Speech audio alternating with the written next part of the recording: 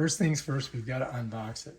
Now the great part of this is this already has the electrical and the fiber optic connected to the TV, so I don't really have to do that part, right? So it does come with instructions, which you probably should read. And this is basically it right here.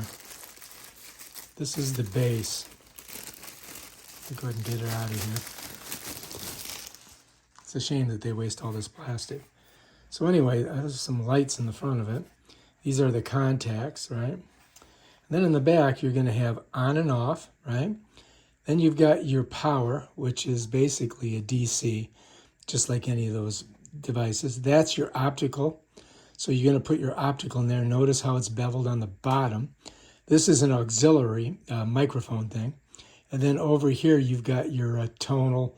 I'm just going to leave it in the middle, but you can do more bass or less bass. And that's it, pretty much. This is the headphones here. I think it comes with extra earpieces. But this is the microphone here, right? So you can hear ambient noise if you click that. This is the on and off switch, and there's the volumes. Low, low, high, low R. I don't know what the R means. And this is the name of the company right here. So anyway, we've got to plug this in and get it working. This does also come with more stuff. I'll show you.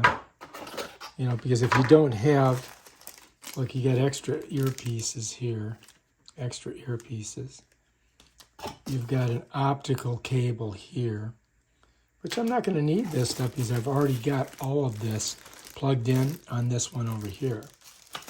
So let's go ahead and no, this is the this is the old style analog. This is your mic, and this is your left and right for stereo.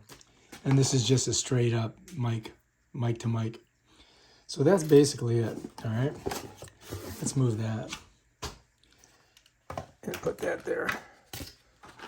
And we're going to save this just in case it doesn't work the way we think it's going to work.